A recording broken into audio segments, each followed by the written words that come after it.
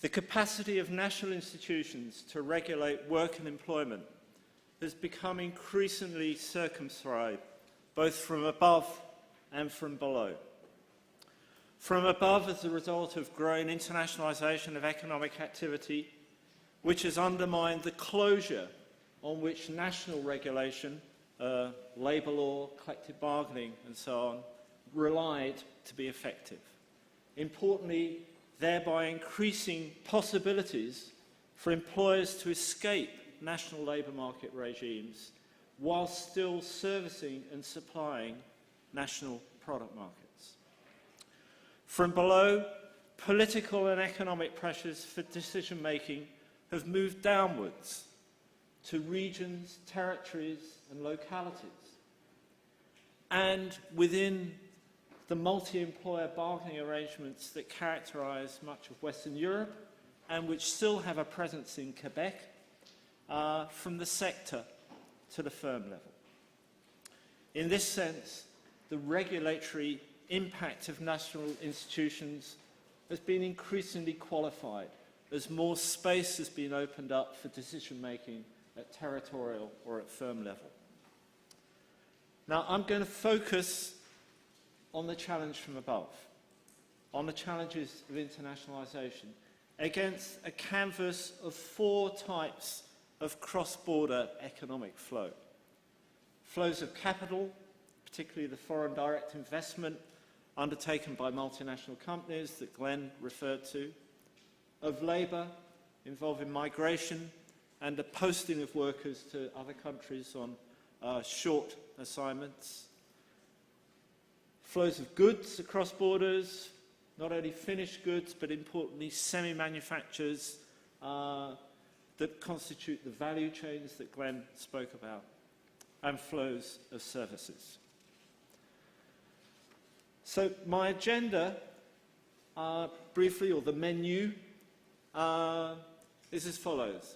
In the face of the challenge of growing internationalisation, I want to briefly reprise the corrosion of national level institutions, and I will argue some long-established international institutions, and show that the construction of new institutions and reconstruction of some existing ones involves processes of innovation and experimentation, of course, but both new and established actors. And in doing this, draw on the analysis and the framework proposed by Strake and Talon in their book Beyond Continuity, identifying different types of gradual change. Beyond that, argue that a central feature of emergent and new institutional arrangements at international level is that they are in addition to and not in place of institutions and regulation at the national level. Hence, they give rise to further complexity associated with multi-level governance arrangements. And then in the final part of my talk, I want to identify 4 challenges confronting multi-level governance arrangements in an internationalised setting and suggest possible remedies to these challenges. So, first of all, corrosion.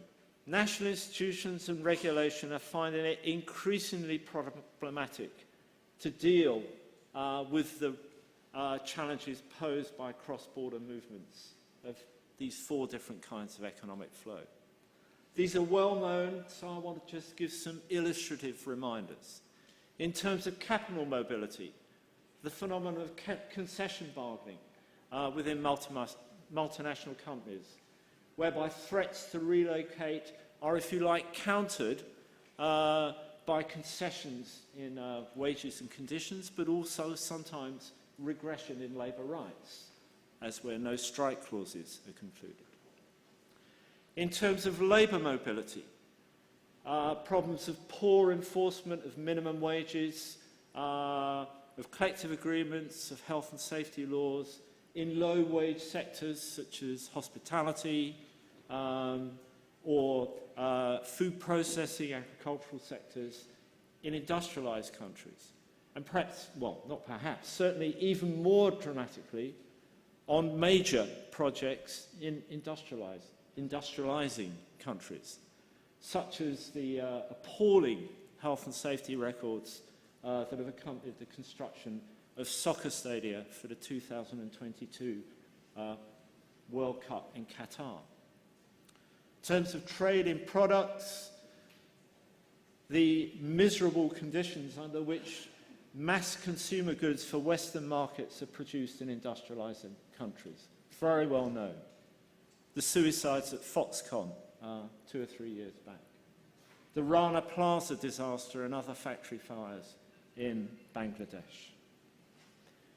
Trade in services, we can look at the disruption to national conventions governing collective bargaining and the right to strike in European countries such as Sweden and Germany, which have resulted from unfavourable European Court of Justice decisions which have elevated the right to provide services internationally over and above those of established rights in national industrialization systems.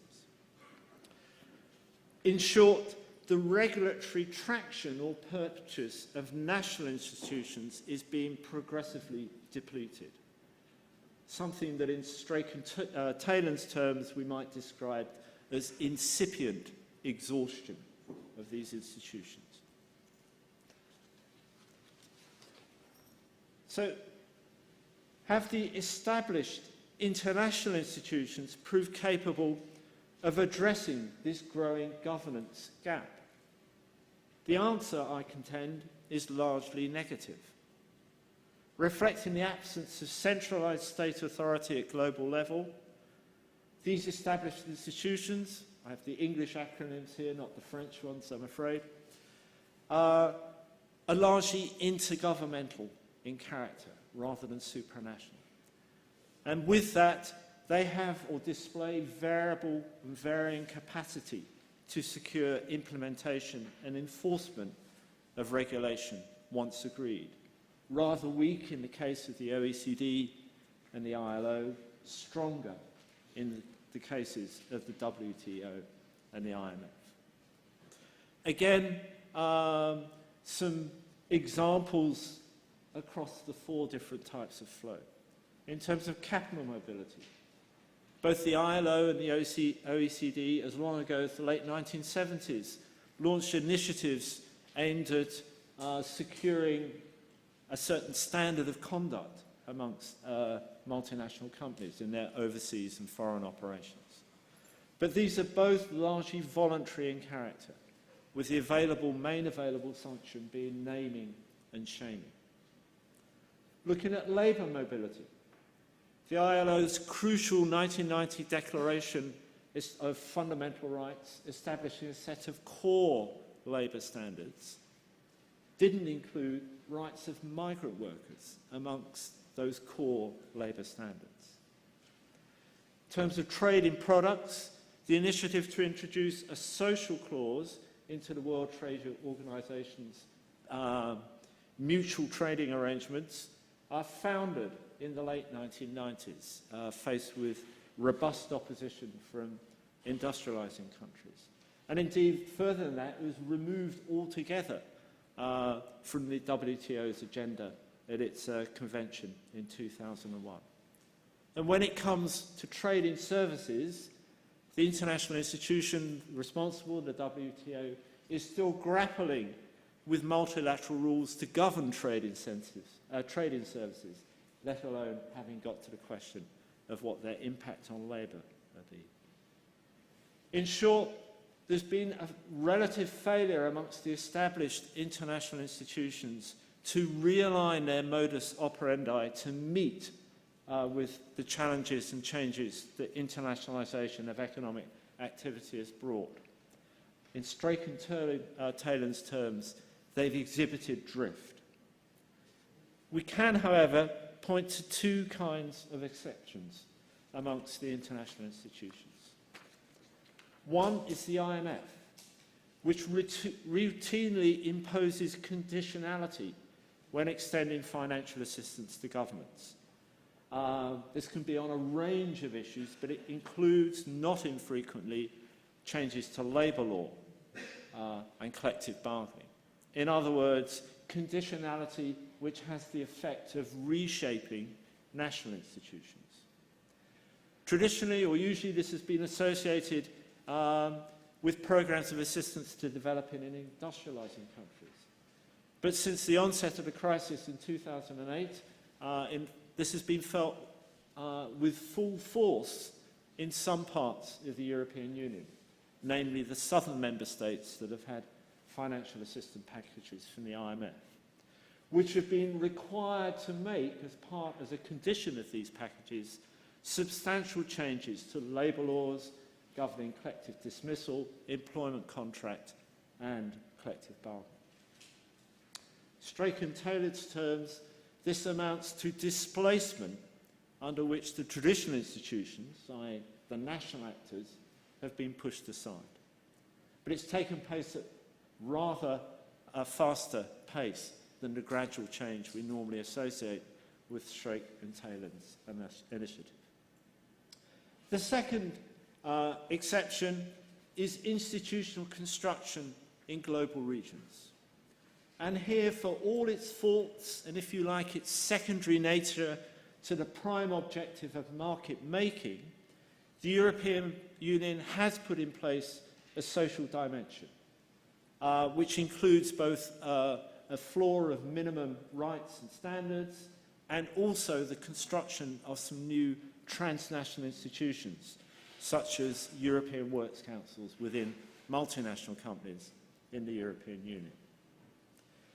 We see a parallel trajectory as being emergent within Mercosur, but not in other global regions of the economy, where at most there are commitments to mutually respect national frames of labour law in the different member states, such as is the case under the North American Agreement on Labour Cooperation under NAFTA.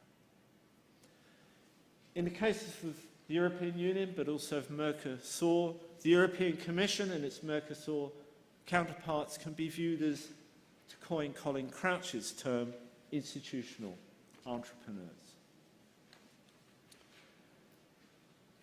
As well as these exceptions, we've also seen the growing governance gap at international level, prompting the emergence of new institutional arrangements and new forms of regulation, which evolve, as I said in the outset, both new and established actors. Again, for reasons of time, the inventory here is illustrative across the different... Sorry, I seem to have gone the wrong way in the presentation. There we are. Going backwards while trying to take my argument forwards. So an illustrative inventory. In terms of flows of capital and trade in products, international framework agreements concluded between multinational companies and global federations of trade unions, the so-called global union federations, often covering not only the direct operations of companies themselves, but the first tier of the supplier network. An initiative that's clearly been put in place by established actors. In the same realm, multi-stakeholder initiatives to secure compliance with core labour standards, usually those identified by the ILO. Examples being the Fair Labour Association, the Ethical Trading Initiative, Workers' Rights Consortium, even the UN's Global Compact, where we see a combination of new actors, NGOs importantly, as well as established actors. And two, I think, particularly interesting cases, both with ILO involvement, are the Fire and Safety Accord concluded in Bangladesh in the wake of the Rana Plaza disaster, and the Better Factories Initiative, which has been long-running in Cambodia, where the ILO, as I say, plays a role in both. terms of labour mobility, emergence of transnational labour networks, which are aimed at enabling migrant workers to access employment protection and minimum standards in host countries, such as we find between the Nordic countries and the Baltic states on the other side of the Baltic Sea, or indeed between UK trade unions and their counterparts in Poland. Again, these involve clearly established actors, trade unions, but often also new actors, associations of migrant workers. In terms of products, trade in products, we've also observed growth in social clauses. Thank you, Jacques. Social clauses in bilateral trade agreements. So notwithstanding the failure on the multilateral front, there's been a substantial growth in bilateral trade agreements which contain social clauses. And these include agreements between industrializing countries, as well as those between, say, the US or the EU and developing countries. In these processes, for the established actors involved, the innovation and the reconstruction involves redirecting themselves towards new functions, or what Strake and Taylor term conversion. And they're able to do this by drawing on what Colin Crouch in his 2005 book terms redundant capacities, mobilizing redundant capacities in order to alter, if not completely change path. So indicated at the outset, the argument is the emergence of these new institutional arrangements at international level brings the challenge of further complexity in multi-level governance. I'm going to have to skip a bit, accelerate, and move on to the 4 challenges in multi-level government arrangements. And for each of these, and Jacques, I may omit one to keep to time, I want to outline the challenge, identify the characteristic response that we find in the existing literature on multi-level governance, primarily political science, European studies, argue that these tend to focus on efficiency rationales for dealing with the problem and neglect the very important issue of power relations, and then suggest potential remedies to the governance challenges involved. So, coupling, forum shifting, optionality, and the status of regulation. Coupling involves, it's the notion of interfaces between different levels of governance, either horizontally between different units at the same level, so that could be the operations of a multinational company in different countries, or vertically between different levels. And for brevity, I'll focus on the vertical dimension. Coupling can also be tighter or looser. Now, under national regulation, coupling is more often tight, often anchored in hierarchical relations. So a good example would be the multi-employer bargaining systems of Western Europe, which are underpinned by the so-called favourability principle. So collective agreements can only improve on the law, and agreements at lower levels, the company level, can only improve on agreements at higher level, the sector level, a hierarchical relationship. At the international level, then more often coupling is much looser, and it's not necessarily hierarchical between the national and the international level. For instance, the OECD and ILO guidelines on the conduct of multinational companies. And even where formal hierarchy exists within international organisations, such as within multinational companies, power resources, the research of Jacques and other colleagues show that power resources can be used to mitigate the attempts of central actors to implement regulation locally.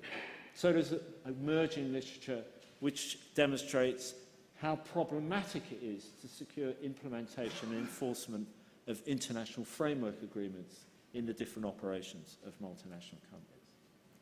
The characteristic response onto multi-level governance is one of benchmarking and using benchmarking to mobilise peer pressure as a result of the evaluations.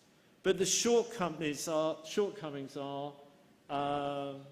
local actors don't necessarily even participate in the benchmarking, let alone respond to the implications and outcomes of the evaluation. Possible remedy is to tighten the loose coupling involved. Recognise that there are two-way interdependencies, and it's not just top-down. For example, by building on the mandating procedures that are used in negotiation, prior to negotiation of some international framework agreements, which buy in local and national trade union organisations. Second challenge, forum shifting. Multi-level governance arrangements entail, by definition, multiple regulatory spaces, presenting a mosaic of possibilities for intervention. And actors can opt for those spaces which best promote or protect their interests. Moreover, the mosaic is not fixed. New possibilities can open up, and there could be competition between initiatives addressing the same problem. Rana Plaza, very nice example. We have the binding accord, largely signed up to by European-based multinational companies, and we have a much softer non-binding code which has been signed up to by the main US multinationals involved. So the forum for regulation itself becomes contested between parties, employers and trade unions, other interested parties, but also amongst parties, in the Rana Plaza instance, between different groups of multinational companies. The result is a patchwork of different forms of regulation. Characteristic response onto multi-level governance, there isn't one, because of the emphasis on the efficiency rationale and the neglect of power relations that this sort of contestation is based on. Possible remedy may be to mobilise public authority and public policy to constrain the scope for regulatory competition between international initiatives by according preference to some over others. I'm going to skip optionality because I want to reach status of regulation before running out of time.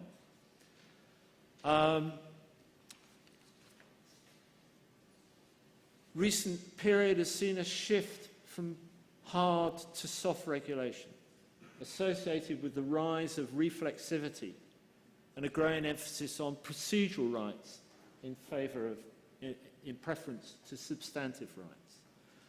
A phenomenon that's been particularly pronounced at international level amongst these new initiatives, but also amongst regulatory initiatives from the established institutions. Characteristic response under multi-level governance is to embrace these legally or otherwise induced self-regulation. The result, or if you like, the danger, is the disappearance of common, universal, substantive standards. The remedy, and this is to follow a long-standing argument from Bill Wedderburn, a UK Labour lawyer, is that the effectiveness of soft regulatory processes remains dependent on a fundament, what he termed a fundament of hard regulation, which, for example, gives trade unions the security and induces employers to engage in softer regulatory processes, and also legitimises the outcomes amongst wider societies. What might this fundament, how might it be constituted? Well, two possibilities. One might be to differentiate between universal labour rights, close to human rights, right to organise, right not to engage in or be subject to forced labour and so on, from development-dependent rights, such as minimum living standards, minimum income. Another idea would be, or another proposal, which runs close to the ideas of the European Trade Union Confederation, is to give market-correcting or social rights equivalent status to the market-making or economic rights which have driven the process of economic internationalisation. Very briefly to conclude, of the 4 types of cross-border flow, economic flow, which have been my canvas, I'd argue or contend that institutional innovation and reconstruction have gone furthest in respect of capital flows and in respect of trade of goods, less far in respect of labour mobility, and least in respect to services. Hope I've shown too that Strake and Taylor's framework for analysing gradual change provides traction on developments at the international level as well as the national level. But that we do also need to add to the notion of horizontal layering that they discuss, the idea of vertical layering, adding new layers at the international level. I've not developed the issue of redundant capacities, but one that's very important in terms of how institutional entrepreneurs are able to mobilise change within existing institutions. I hope I've also persuaded you that the multi-level governance literature offers conceptual insights into the dynamics of institutional innovation and reconstruction in an internationalised setting, although it does lack an appreciation of the importance of power relations. Thank you very much.